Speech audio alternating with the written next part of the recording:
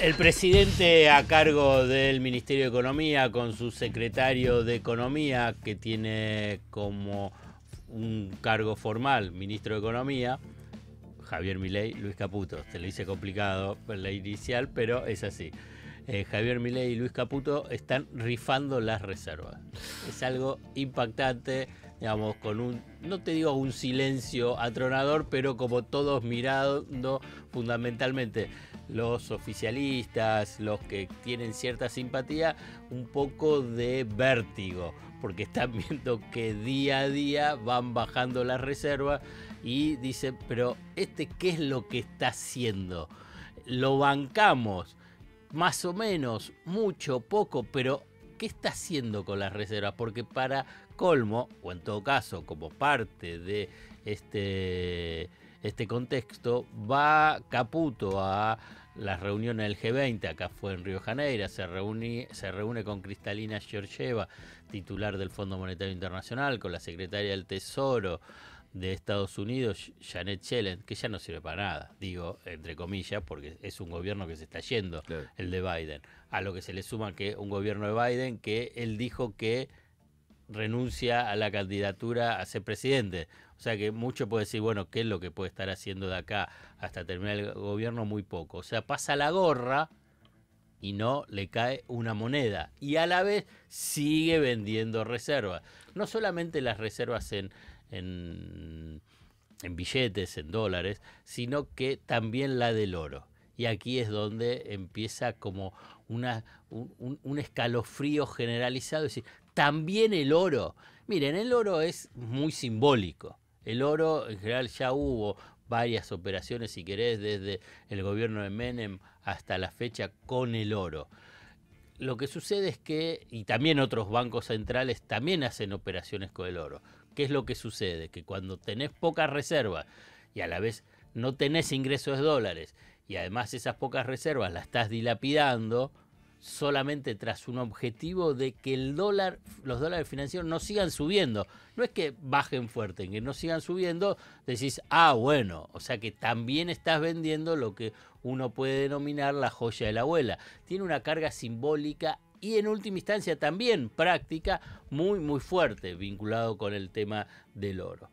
Acá hay un punto central que, más allá de las teorías y que hablan de la emisión cero y del superávit fiscal y que hay que seguir el ajuste y la motosierra, que el nudo central de la economía argentina, y esto lo estoy repitiendo ya hace un montón y no me voy a cansar, para que se trate de entender cuál es uno de los nudos centrales para las crisis argentinas, es que hay pocos dólares.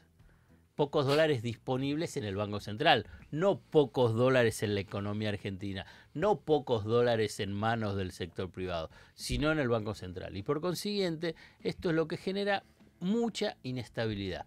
Inestabilidad financiera, cambiaria, y por consiguiente esto deriva en inestabilidades económicas cuyas consecuencias finales son crisis sociolaborales, socioproductivas.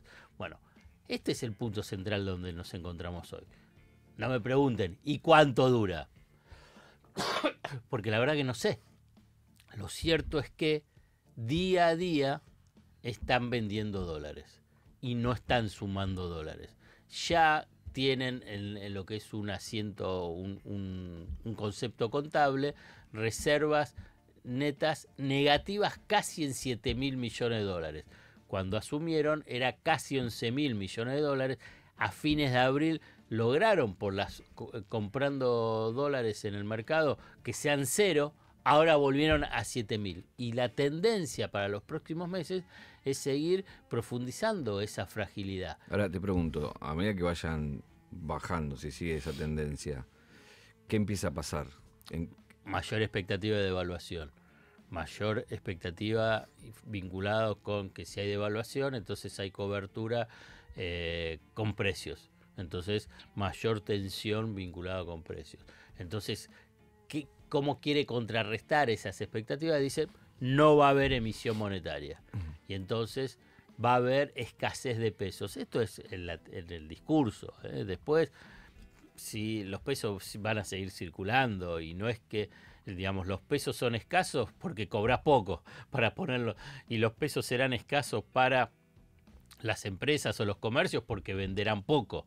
Pero vos tenés después lo que se llama la velocidad de circulación del dinero y que si se acelera, bueno, los pesos van a tener presencia en los mercados cambiarios como en el mercado de bienes y servicios. Te hago otra pregunta. ¿Y ahora qué pensás vos? ¿Eso lo hacen, saben que eso es así y lo hacen porque es el manotazo ahogado esperando qué cosa? ¿O realmente piensan que haciendo eso el resultado hubiera sido positivo? No, está bueno por lo que mencionás, porque ahí va, ¿cuál es el objetivo central? Mejor dicho, el objetivo excluyente, la tasa de inflación. Y que la tasa de inflación baje al 2, al 1 o hasta el 0%, la tasa de inflación mensual. ¿Cómo lo quieren conseguir?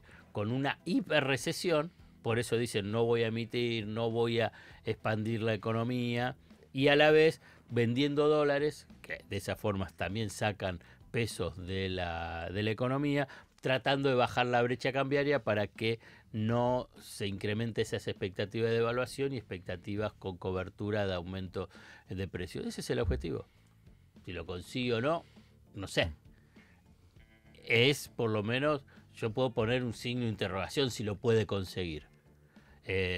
O lo puede conseguir un mes, o lo puede conseguir 2 meses. El tema es si puede mantenerlo durante un periodo prolongado. Por ejemplo, en el 1995, que yo creo que hay una referencia, no sé si consciente o inconsciente o a nivel de objetivo político, de Milei sobre 1995. 1995 fue el año de la reelección de Menem, una elección presidencial, una crisis económica fuerte por el impacto del efecto tequila, una caída de la economía casi del 5%, un incremento de la desocupación al un poquito más del 18%, pero ganó las elecciones Menem. ¿Cómo ganó las elecciones Menem? Porque con la convertibilidad, el tipo de cambio fijo, la tasa de inflación en el año fue el 1%, porque un mes hubo 0,5, en otros meses menos 0,5, fue el 1%. Entonces, con la estrategia publicitaria de recordar la hiperinflación de Alfonsín y con una oposición dividida, Menem gana la reelección. Entonces, para llevarlo con algunas particularidades y diferencias de este momento, porque no tenés un tipo de cambio fijo por ahora, porque incluso en ese reportaje de Milei, con esa charla con su amigo y animador Alejandro Fantino, dijo, bueno, cuando lleguemos al 0%, bueno, vamos a ver si seguimos ajustando al 1% o el tipo de cambio queda fijo, ¿no? Entonces, yo creo que ese es el objetivo. Ese es el objetivo. Si le va a dar el tiempo, si la carrera de pérdida de reservas es más rápida que el poder mantener el 0% o el 1% de la tasa de inflación, pero esa es la principal bandera.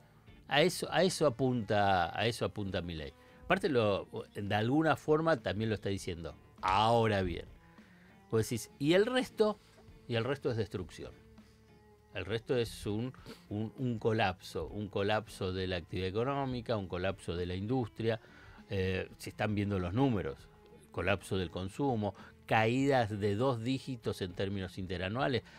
En junio ya y en julio continuó esta caída. No hay recuperación de la economía como quieren vender el oficialismo. Entonces, con costos vinculados con los niveles de ingresos de los que tienen trabajo, con miedo a perder el trabajo de los que tienen trabajo y con un incremento del desempleo, y un desempleo que veremos qué es lo que pasa con la registración, porque bueno, muchos van a perder el empleo formal, pero también se mide el empleo informal, y el empleo informal, además de tener ingresos más bajos, se están perdiendo, ¿no? Y entonces, si la consulta a ese empleado, ese trabajador informal es, ¿usted está buscando trabajo? Si la respuesta es sí y no encuentro, figura como desempleado. Señor, ¿usted está buscando trabajo? No. Entonces ahí no figura como desempleado. Y hay un porcentaje cada vez más creciente, no es dominante, pero que es una tendencia, que muchos de los que están en trabajos informales, por dos variables. Una, porque lo que le pagarían si consigue trabajo, es muy poco y no pasa a ser atractivo en relación al costo de ir al trabajo. Aunque para algunos por ahí no les puede, lo puedan graficar, es si tienen que pagar el transporte y tienen que pagar después la comida por el día que está afuera, no le conviene el ingreso que pueda tener. Entonces sale del mercado laboral.